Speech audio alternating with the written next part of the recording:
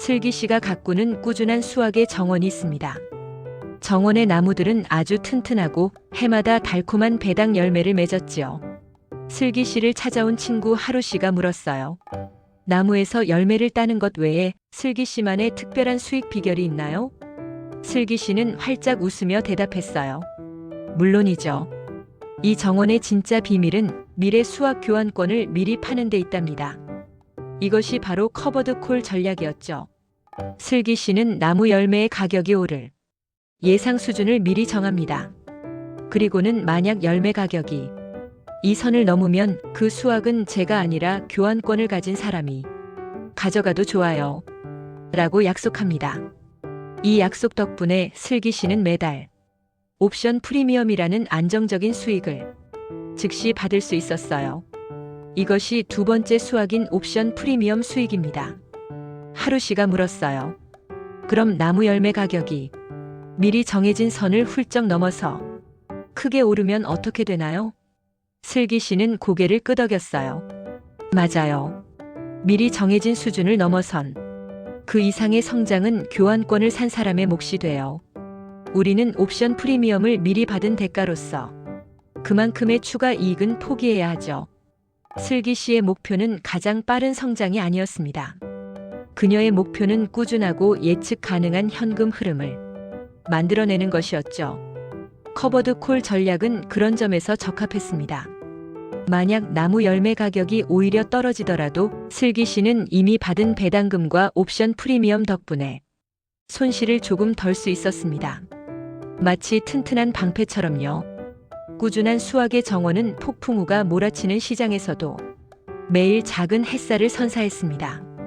빠르게 달리기보다 매일 아침 꾸준하게 빵을 살 수 있는 돈을 또박또박 벌어주는 정원이었죠.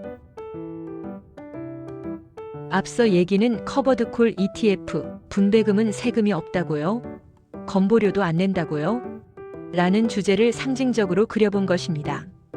월급처럼 받는 ETF의 인기가 높습니다. 요즘 커버드 콜 ETF 들어보신 분 많으시죠? 매달 월급처럼 돈이 들어온다. 세금도 없고 건보료에도 안 잡힌다. 이런 광고 문구가 종종 많이 보입니다. 과연 그게 사실일까요? 오늘은 이 상품의 구조와 세금, 그리고 건강보험료 문제를 차근히 풀어보겠습니다.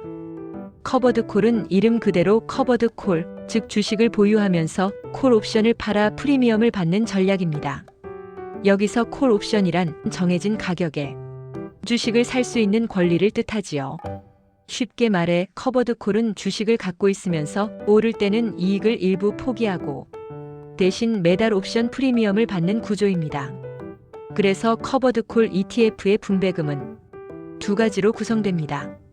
첫째, 주식에서 나오는 배당금, 둘째, 콜옵션을 팔아서 받은 프리미엄입니다. 이 두 가지가 합쳐져 투자자에게 분배금이라는 형태로 지급됩니다. 그러면 이 상품이 비과세라고 광고하는 이유는 무엇일까요? 일부 운용사나 언론에서는 이렇게 말합니다. 커버드 콜 ETF의 수익은 옵션 프리미엄이라서 비과세입니다. 이 주장은 일부분만 사실입니다. 왜냐하면 우리나라 세법상 파생상품 매매 차익은 비과세이기 때문이에요. 즉, 옵션을 팔아서 얻은 프리미엄이 진짜 매매 차익이라면 세금이 없습니다. 그런데 문제는 실제로 커버드 콜 ETF가 지급하는 분배금에는 주식 배당금도 포함된다는 점입니다. 배당금은 세법상 분명히 배당소득으로 분류되어 15.4% 세금이 원천 징수됩니다. 그럼 실제 사례를 보겠습니다. 국내 지수를 기초로 한 커버드 콜 ETF의 경우 운용 성과에 따라 배당금 비중이 높을 때가 많습니다. 주식 배당금에는 당연히 배당소득세가 붙습니다. 반면 해외 지수를 기초로 하거나 옵션 프리미엄이 대부분인 구조라면 비과세가 적용되기도 합니다. 즉, 똑같이 커버드 콜 ETF라 하더라도 첫째, 어떤 지수를 기반으로 하는가, 둘째, 분배금의 재원이 무엇인가, 즉 배당금이냐 옵션 프리미엄이냐, 이 두 가지에 따라 세금이 달라지는 겁니다. 운용사 자료를 꼼꼼히 보면 분배금 중 과세, 비과세 구분표가 따로 있습니다. 비과세 ETF라고 홍보한다고 해도 실제로는 일부 구간만 비과세일 수 있습니다. 건강보험료는 세금과는 또 다른 문제입니다. 건보료는 소득과 재산을 기준으로 산정하죠. 특히 지역가입자의 경우 이자, 배당소득 등 금융소득이 연 1천만 원 이상이면 보험료가 추가로 부과됩니다. 그런데 여기서도 원리가 같습니다. 배당소득이면 건보료 산정에 포함되지만 비과세 파생상품 소득이면 제외됩니다. 다시 말해 커버드콜 ETF의 분배금 중 주식 배당소득으로 분류된 부분은 건보료 산정에 포함될 수 있습니다. 반면 옵션 프리미엄만으로 구성되어 비과세로 인정된 경우라면 건보료 산정에 포함되지 않습니다. 결론은 비과세 광고를 맹신하지 말라는 것입니다. 요약하면 이렇습니다.